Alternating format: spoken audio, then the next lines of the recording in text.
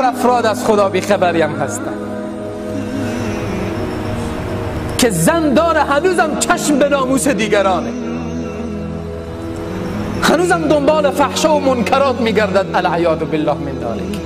صفت مرد خوب خواستگاره که میایه به خانه تو و میخواد فردا داماد تو بشه چگونه صفات داشته باشد؟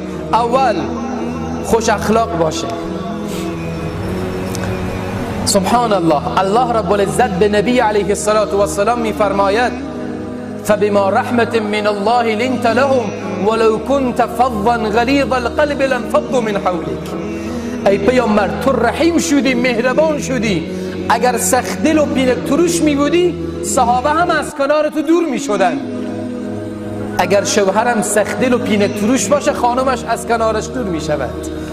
وقت صحابه از کنار پیامبر دور شوند وقتی پیامبر پینک تروش می بودن، پس زنم از کنار شوهر می گریزد و فرار می کند. اینطور نباشه وقت دختر خور بدی فردا روز با خون دختر تو به خانه تو بیاید، با صورتی که لطکوب شده، دست ظالمانه شوهر بالا شده تا جایی که در توانش بوده زن مظلوم را زده. با این طور کسی دختر خود را نده، این گوهر بزرگ و گنج بزرگ را نده، به دست هر کس و ناکس مده. تو بزرگ کردی او را، اون جگرگیشه گوشه توست، اون از خون و پوست توست، دختر توست، ناموس توست. به دست هر کس و ناکس مده اون گنج بزرگ که بهایش خیلی زیاده. نباید این جوان این طور برخورده با دختر تو بکنه که اینها در جامعه ما هست. همه دردها را بیان میکنم که آمد مادر از دست دامادش به شکایت کردن که دخترم را سیاه و کبود کرده. آیا اسلام چنین اجازه‌ای به تو میده که تو زن را بزنی این گونه؟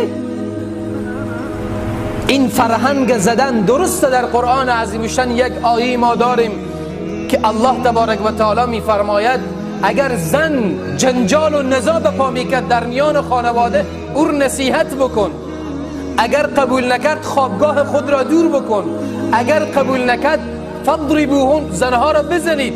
اما منظور از زدن کدام زدنه؟ زدنی که نبی علیه السلام در حدیث ارشاد کردن یک تنبیه، خونالود کردن خیر. آیا اسلام دین غضبه که تو این گونه خونالود بکنی زن را؟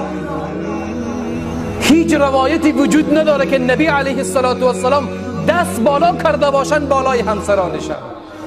تو اگر یک زن دو زن داری، رسول الله صلی الله علیه و سلم 11 زن داشتن، به یک دست بالا نکردن با همه مشقت های زندگی که در روی رسول الله صلی الله علیه و سلم. اینها را باید متوجه باشیم. یک شوهر باید خیلی اخلاق خوب داشته باشه. اون زنه. همچنان چه که نصیحت کردم به خواهران، به شما هم نصیحت میکنم، به او برادرانی که صدایم شاید آینده در گوششان برسه و میخوان ازدواج بکنن، اخلاق خود را خوب بکنید.